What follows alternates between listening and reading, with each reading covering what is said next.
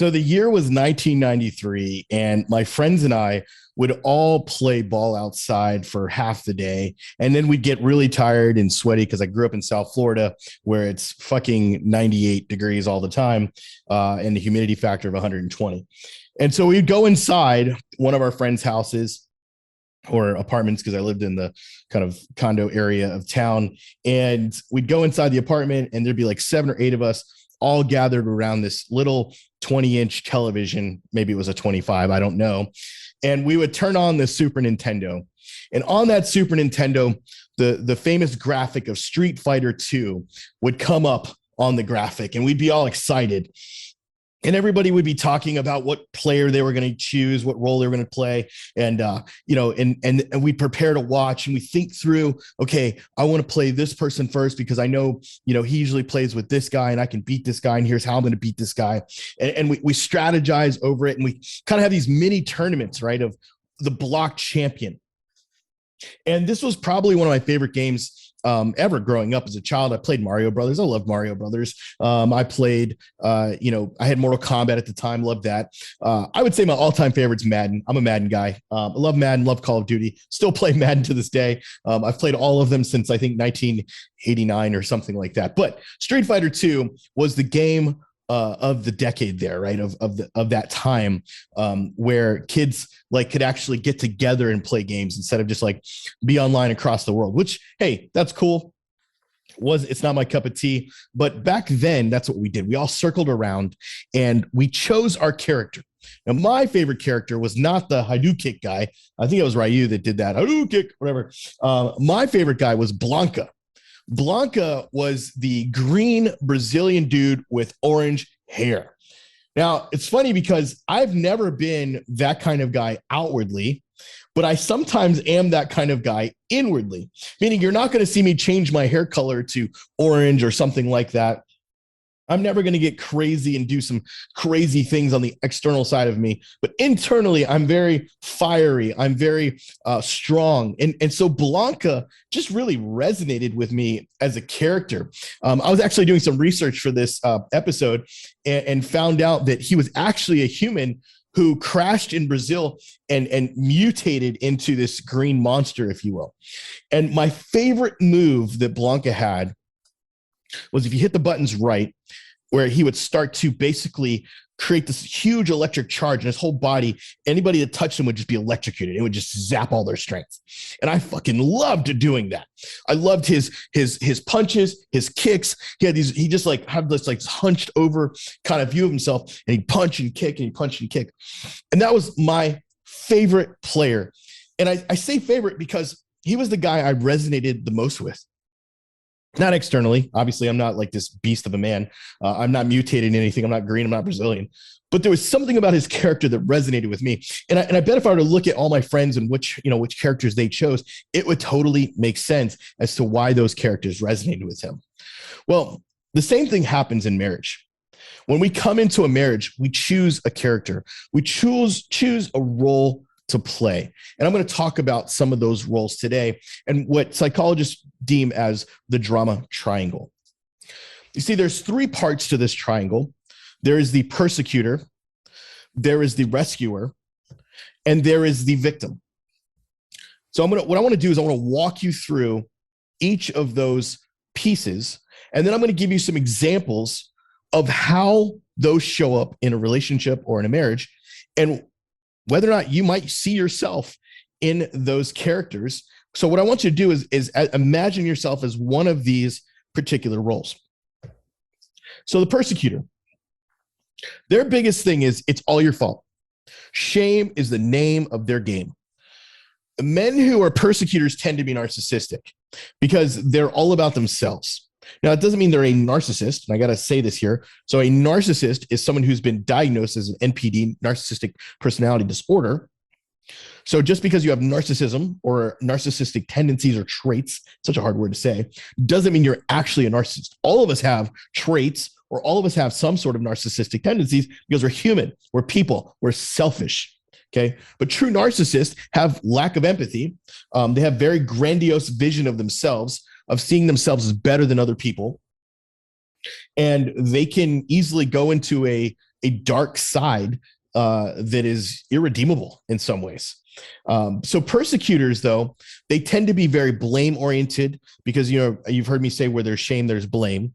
They sense a lot of shame and they blame people. They blame their wife. They blame everything else for what is going on. And you're going to see as we rotate through this triangle, how each of these pieces, each of these roles play a part in the destruction of a marriage.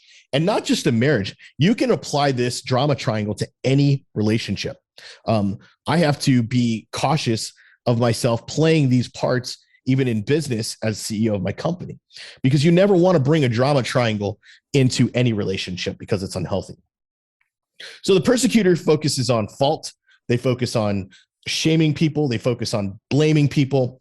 And that's their thing. The rescuer, they're all about, hey, let me help you. They're constantly intervening on the behalf of the victim. Men who are rescuers tend to have a savior complex. They feel responsible for saving women. And I would say the majority of the men we work with at Empowered Man tend to be rescuers with a savior complex. In fact, one of our worksheets early on in the program is, why are you a savior? And really diagnosing not the mental side of it or like a health side of it, but just understanding the behaviors and how you show up mentally in the relationship as a savior. What is that coming from? Where is that root? Because the more we can understand the root of your behavior, the more we can help you move forward and create a game plan for not doing those things and having those sort of aha epiphany moments. Because many of the guys we work with, they essentially grew up in a place where they had to rescue their mom, especially guys that were brought up in single family households. Maybe there was multiple men that would come through as a young man, and you see this guy come through and he hurts your mom. So you feel responsible for saving her, rescuing her. And so you create this trend in your life. And then when you go out into the dating world, you tend to find yourself dating women who need quote unquote rescuing. And these women, and I'll talk about the victim in a second, but these women, they tend to pull on that from you from an emotional standpoint, and it makes you feel good, right? What's making you feel good is the ego that comes into this situation. Remember, we talked about it a couple of weeks ago, and that ego that makes me want to save, because that saving makes me feel like I'm more important than I really am. It's a very interesting dichotomy. And then the victim says, poor me. They're constantly feeling victimized by the persecutor. They don't take responsibility for their circumstances, and they feel powerless to change their life. There are many, many men who are victims, and they come into relationships as victims. I wouldn't say I came into my relationship as a victim. I came into the relationship more as a rescuer, but I often played the victim part. And I'm going to roll through, when I get done with sort of this overview, I'm going to roll through examples so that you guys can see practically how this is showing up in your marriage from the past, how it's currently showing up, and how to really protect yourself from it showing up in the future by not playing the game. So the victim is like, poor me. I feel victimized constantly by the persecutor. And that means that every time the persecutor says it's your fault, says this is what's going on, then you tend to feel like a victim. You feel powerless. You don't feel like you can change anything. And a lot of guys come into Empowered Man, into our group or our podcast, whatever, and they feel like victims. Some guys are good with that. Some guys, like, they thrive on that. They're like, yeah, I'm good. I'm a victim. She fucked me over. She screwed me up. She fucked somebody that I know. She did this. She did that. She, they're constantly hitting what we call the she button. And those victims essentially have zero power over their life, and they are disempowered in what they do. That's why we call our company Empowered Man, because we empower disempowered men. We help them get their power back. And we don't say it from a toxic masculinity standpoint, but their own personal power of boundaries, not being manipulated, not being walked all over. And then for those that are the opposite, we help them get their true power back, not walking in persecution or not walking in toxic masculinity, but walking in a healthy masculinity. So let's roll through a couple of examples of what this might look like in your day-to-day. So let's say example one, Wife had a bad day at work, and she comes home and she's playing the victim. Oh, honey, I had such a bad day at work. My supervisor's such a jerk. She keeps making me work overtime. And I'm so frustrated. And all the girls at work think that, you know what, we should all go to HR and talk about her to the HR people. And we should tell them how mean of a boss she is and all of this. And you, as the good, loving husband who's a rescuer, you're like, well, dude, why don't you just quit your job? You don't like working there anyways. And in your mindset, you're thinking, well, just fix it. Just fix it. Right? Like when women come to us as men, we don't want to empathize with them. We don't want to go, oh, honey, so sorry you're going through that. We don't even know how to do that because we weren't raised that way. We weren't born that way. Our brains don't really think that way. So it takes us having to learn a whole new way of communicating, to where instead of trying to use rescuer language, we use powerful, empowered language. So let's keep going through this situation here. So essentially, she's the victim. She's had a bad day at work. She feels like it's the circumstance or external people, her boss, is causing her to feel this way. And the rescuer in you is saying, oh, I don't want my wife to feel this way, so I must take ownership of her feelings. And that's not healthy. Her feelings belong to her. They don't belong to you. And so by you trying to take them on, by you trying to step in and taking over her feelings, you become the rescuer.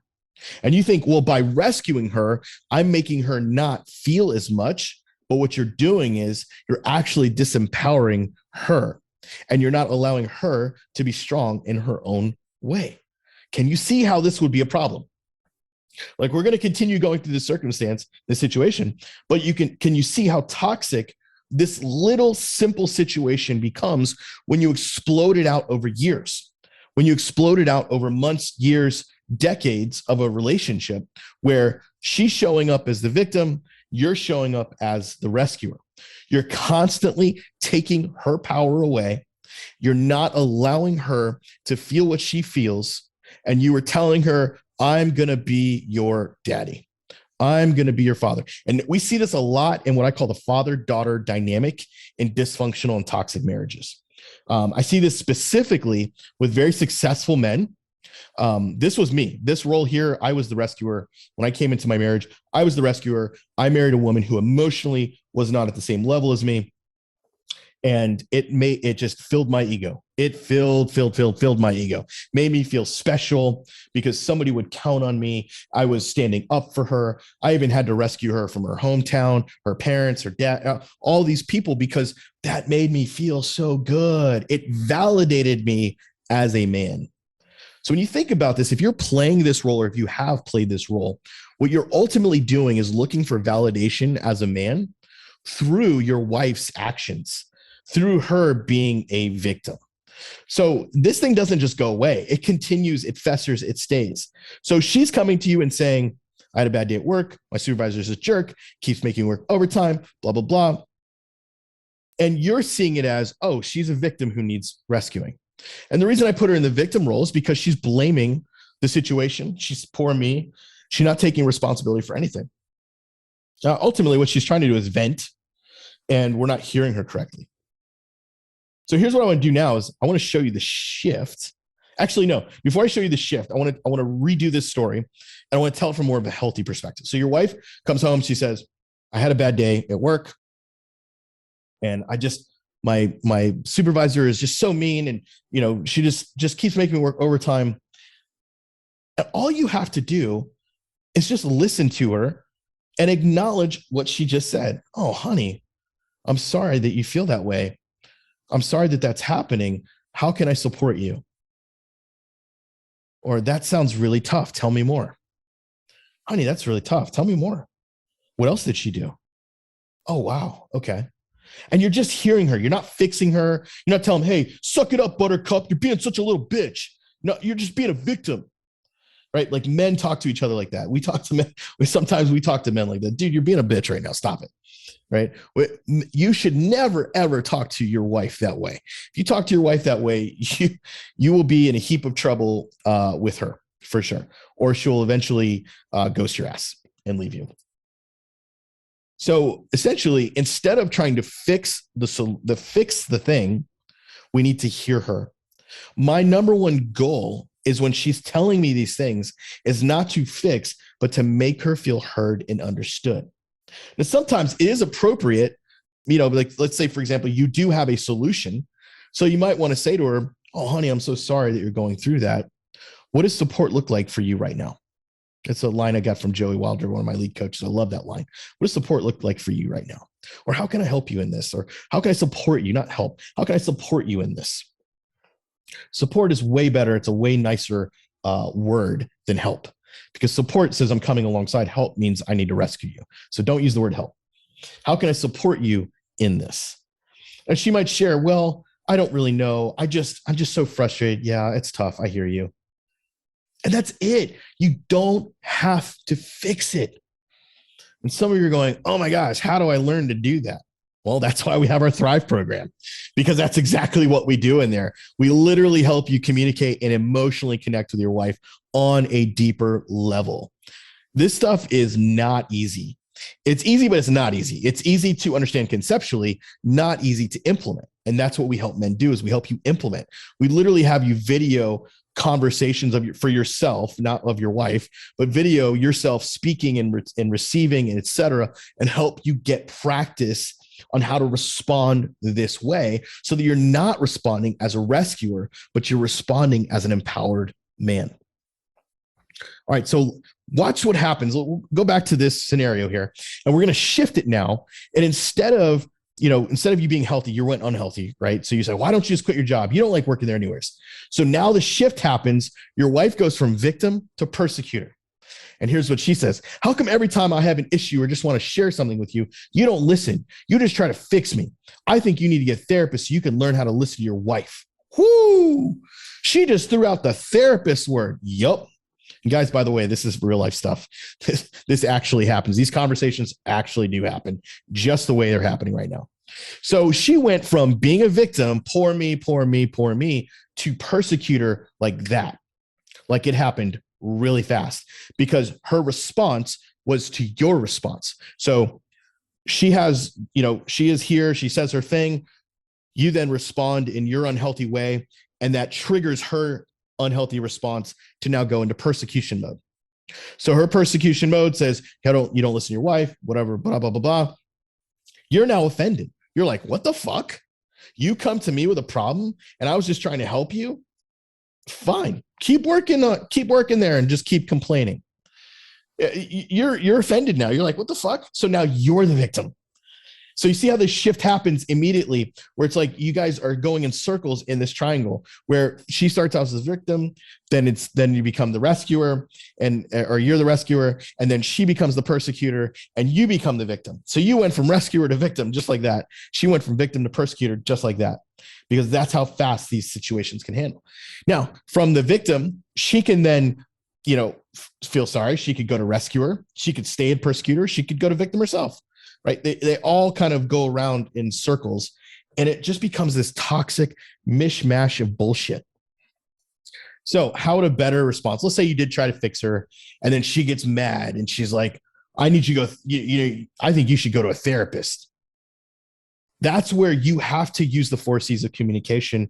Go look it up in the podcast, of just being like calm, cool, collected, and clear, right? Where you have to just like, dude, I'm not going to allow myself to get upset, because she just used a persecutory statement at me. She felt shame, so she blamed me. She came at me with something and is now accusing me basically of fixing, which I was, right? But this accusation, and instead of feeling offended, what if I slowed down? This is what we teach, brevity. We slow everything down, breathing, we slow everything down. And our response then goes, honey, you're right. I was trying to fix you. Power triangle. And moving forward, I won't do that again. I know that it's important and for you to feel valued and heard and understood. And I didn't do that. So can we have this conversation again? And I want to listen to you. That is way more powerful than you getting all, well, what do you mean I got to go to therapy? What the fuck's wrong with you? You need to go to therapy. Fuck you, blah, blah, blah, blah, blah. And some of you are chuckling because you've had these conversations literally. And those of you going, I never thought of it that way. I never saw it happening that way, because all these things are happening in the details. Everything is happening in the details because most of you are just living life. You're just fucking living life. You're not even living life. Actually, you're just existing in life. Living life is actually, you're not living life. You are existing in life. You're not paying attention to the finer details. You're not paying attention to what your wife has been saying. That's why after 2 years of her saying, we should go to therapy, we don't need therapy, because of your status of not wanting to be embarrassed by going to the pastor or by your issues of abandonment or whatever. You don't want to go to therapy. You don't want to look like a weakling and go to therapy and talk about your problems. And look where you're at now. Look at where that has gotten you now. That's why I laugh when a guy reaches out to us and we're like, hey, what do you need help with? Well, I don't really know. It's like, well, what do you really need help with? Okay, well, I probably should be a better communicator, but I'm going to therapy now. I'm like, okay, you're going to therapy. What are you getting out of therapy? Well, not really much. Why the fuck are you going to therapy? Because that's what you're supposed to do. You're supposed to go to therapy. Are you though? Now, look, I'm not a basher of therapy. I think therapy has its place, but most of the time, guys don't need therapy when their wives leave them. They need to fucking move forward. Therapy is all about rehashing shit from the past, getting dealt with mental diagnosis, get you on some drugs, get you a psychiatrist, get you some antidepressant medicine, all that stuff. But all that stuff can go away without needing medicine, without needing those things, when you actually create a clear path to move forward. The reason you're stuck, being stuck does not go, I'm stuck, so therefore I've just got to go backwards. Imagine like getting your truck stuck in the mud, right? And your wheels are just spinning, You can't go backwards to get out. You have to go forward. Now, it depends on the line and all these things, but that's what you're trying to do. It's like, well, I'm just trying to go back to where I came from, and there's all this mud behind you. Dude, all that mud behind you is not going to help you right now. You need to get out of the mud pile first. Then you can look back at what you came out of and recognize how to not do that again in the future, right? But you got to get out of the mud first. You've got to get onto concrete, hard land. That happens through coaching. That happens through our Thrive program.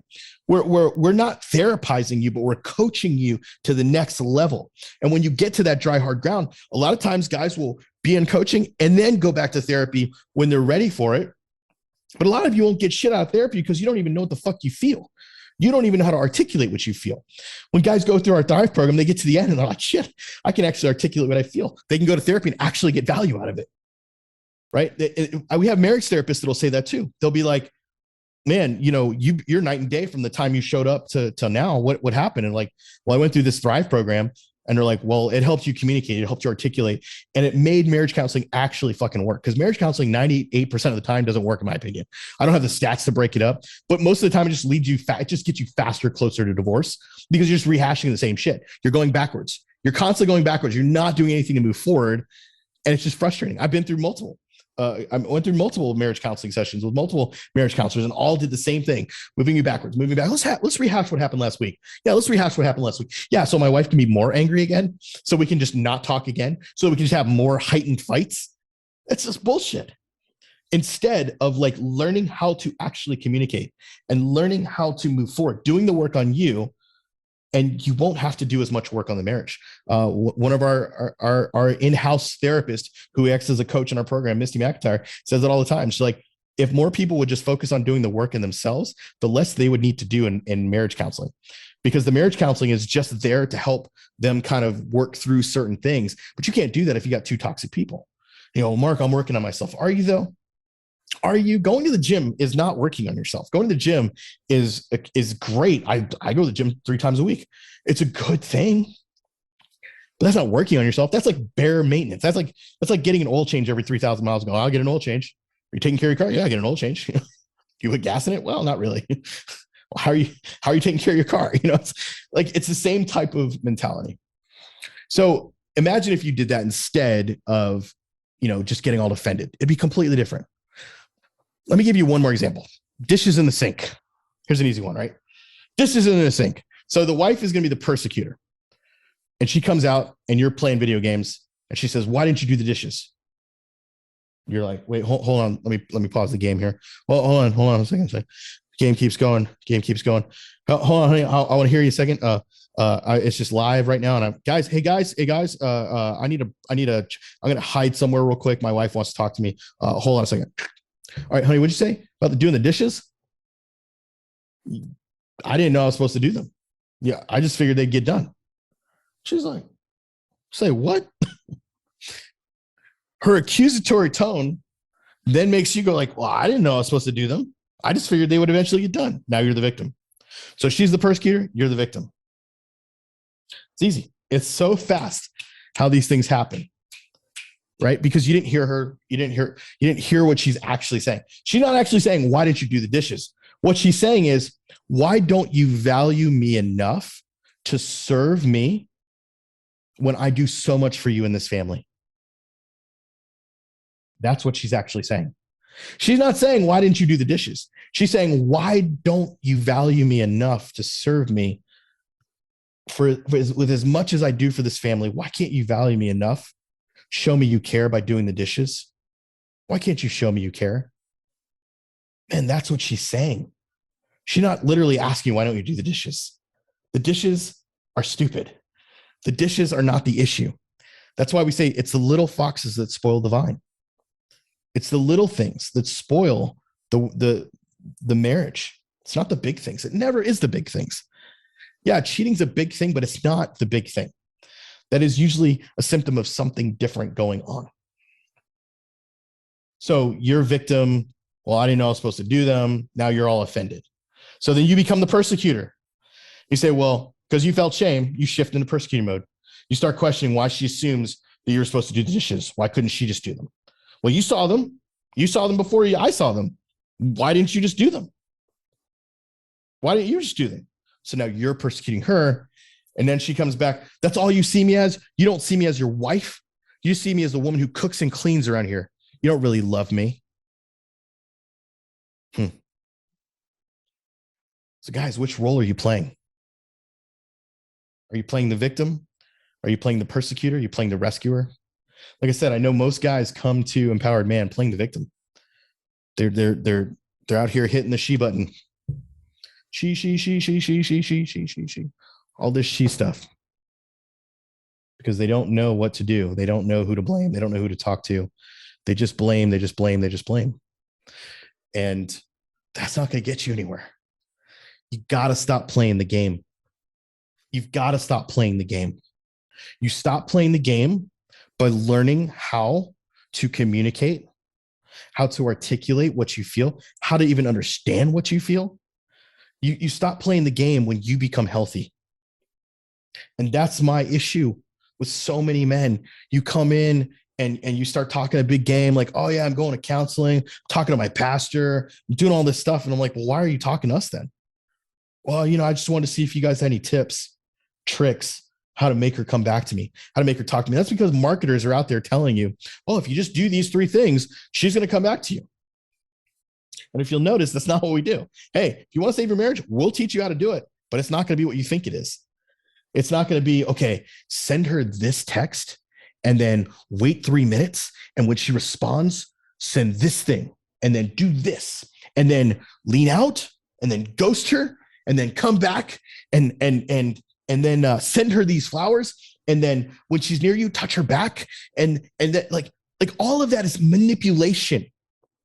Your wife doesn't need to be manipulated. What she needs is a strong fucking leader as a husband. She needs a man who learns how to own his shit, stops playing the victim card and hitting the she button, learns how to lead, learns how to communicate and set boundaries for himself and for her, because you need boundaries. Any healthy relationship needs boundaries. It doesn't matter whether you're in toxic communication or not, you need boundaries. Boundaries say, this is okay, this is not okay. This is okay, this is not okay. And without those things, all whatever is off. In these situations, you could easily set a boundary for yourself and say, I am not going to be a victim. Even if my wife is a persecutor, I refuse to be a victim. That's a boundary for myself. That's a boundary for myself. I will not be a victim. That's how you stop playing the game. And you could set a boundary for the two of you. You could communicate about it. Hey, honey, I'm noticing this pattern is happening in our relationship, and I want to own my part of it and say, I'm no longer going to play the victim, the persecutor, the rescuer. I would like you on board with this. Let's chat about what this looks like so that we're both coming at it from a healthy place. How do you feel about that? And she's like, oh, no, fuck that shit. I'm not going to communicate like a therapist. I don't want you talking to me like that. Okay, honey, I hear you. I respect your opinion. Thank you. Walk away. Fucking walk away. Don't argue about it. Don't now, because now you're in victim mode. Now you're persecuting. Now you're in rescue mode. You're playing the drama triangle instead of walking away and saying, okay, I honor your opinion. I respect your opinion. And just leave the conversation. Don't play the game. Stop playing the game, and you will go much, much further in marriage, life, relationships, period.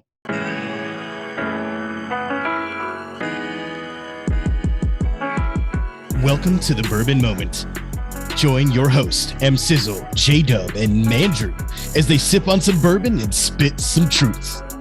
Welcome to the Bourbon Moment. There's one thing I wanted to touch on. You had mentioned, like, as you get to know someone for a longer amount of time, it's that short-term attraction versus or short-term lust versus long-term attraction. And it's crazy because I've recognized that, because I have many friends who are women that are platonic friends of mine that I could never see myself dating. And there was one that I'll share this brief story where she was an attorney. Interestingly enough, I knew her through law school, and she was one of the members at a gym that I was at. And we had this great friendship. And while we were friends, like building our friendship, I was like, man, I have no attraction to this woman at all. Like, not attracted to like the type of body she has, not attracted to like how she is. Cause dude, she was kind of rude to people, but I perceived her rudeness. What I would now perceive then as rudeness, now I perceive that as she has really strong boundaries with people. And that's attractive as fuck. That really is. And in the long term, man, we ended up like having an attraction towards each other and had like gotten to know each other intimately. And then she came to me, and meaning we got together. We went on a trip together when she graduated. I was at her graduation, like her swearing in ceremony. I was inside the courthouse. I was allowed to go where the judge goes. They let me go. I was the only one who was not an attorney or a Juris Doctor, and they let me go back there. So it was an important day for her. We went to go celebrate. And while we were celebrating, we came back, and as we're driving back from where we were, and I want to be like very cautious on the details I share here. We were in another country. I'll say that. We were coming back to California, and she turns to me as we're coming back.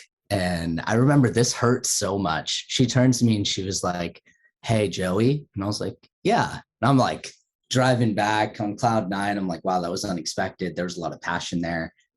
What's going to happen from here? Because this is someone that's like a good friend of mine. And she turns to me and she was like, to be honest, because I want to be honest with you, I was just looking for someone to scratch the itch, and it felt really good with you, but I'm not looking for that long term.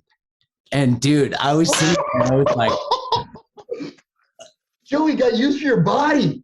He was a itch scratcher. Man, and I remember I just sat there and I grabbed my heart and I was like, oh. And she was like, I hope that's okay to say. Like, I feel comfortable sharing that with you. And I was like, man, full circle, right? I looked at her and I was like, full circle, right? And she was like, yeah, I don't know. That's what she says. Yeah, I don't know. And I looked at her and I was like, well, at least you're honest. And she was like, yeah, of course. Like, I really enjoyed our time together. I just wanted to be transparent with you where I was at. That won't ever happen again. She said that won't ever happen again? Yeah, she said that won't ever happen again. And I was like, all right, I respect you for that. And I was like, okay, so I'm going to be honest. When I drop you off, I'm going to go home and I'm going to go out tonight then. And she was like, oh yeah, for sure. Do your thing. I'm actually going to go grab coffee with someone that's been trying to connect with me. And I was like, all right, have a good night. And she was like, yeah, I had a great time. You know, thanks for taking me away and, you know, whisking me off my feet. Yeah, it's a wild experience. But with that, with time, when you get to know someone more in depth, like they become more attractive. And I mean, intellect and someone that has drive towards things. I'll also add on to that. I'm not attracted to other women that are entrepreneurs. It's just not something that attracts me at all. I don't want that relatability with someone. And I've had my experience that shows me why, because I'm not looking to give someone advice on their business. I'm not looking to build your fucking email automation and shit like that. Preach. Like, yeah, dude, it fucking drives me crazy. Wait, like, I just got to say this though. If that girl said to me, you just scratch the itch, I'd have been like, I'll scratch that itch anytime you want, bitch.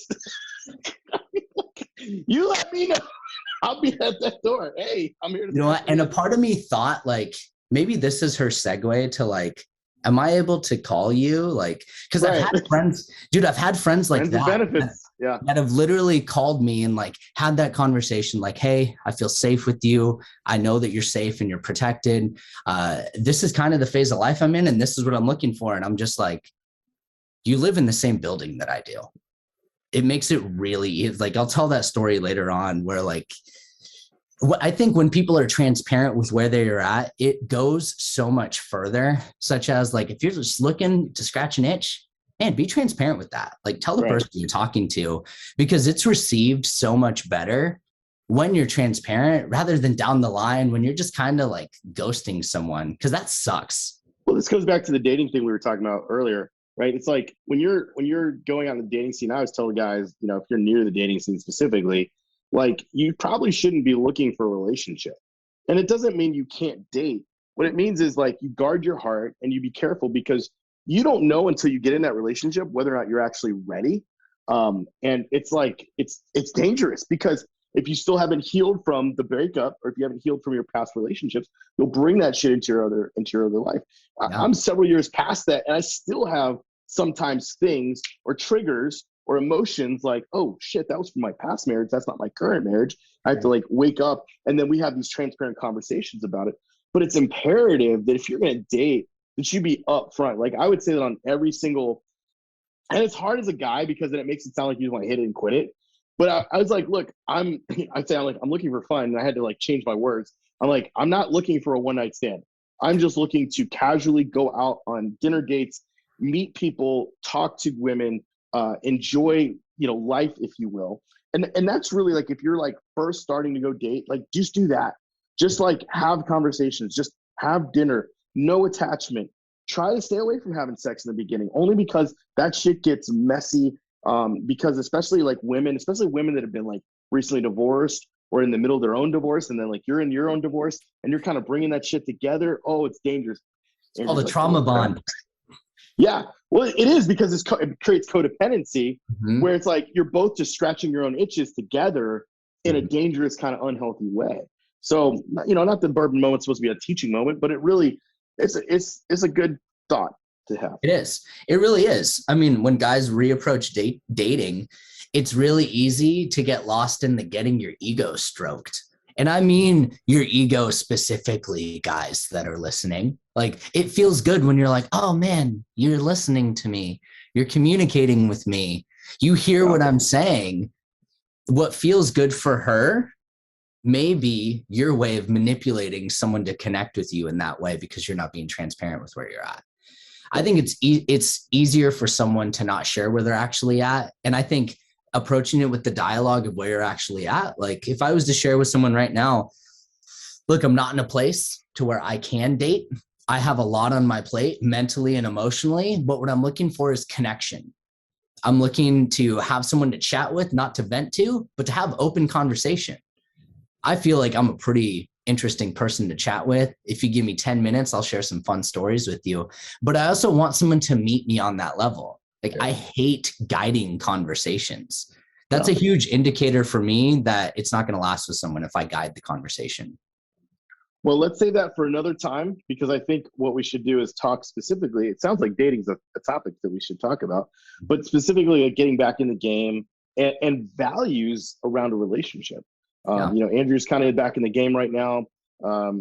Joey and I are kind of not in the game. I'm definitely not in the game. I am taking Joey's on a hiatus for now.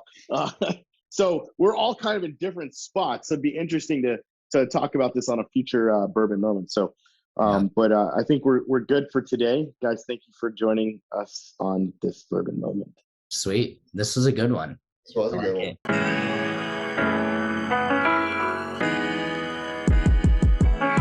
Thanks for joining us on the Bourbon Moment. This is your host, M Sizzle. I've got Mandrew and I got J Dub, and we are out. We'll see you next week.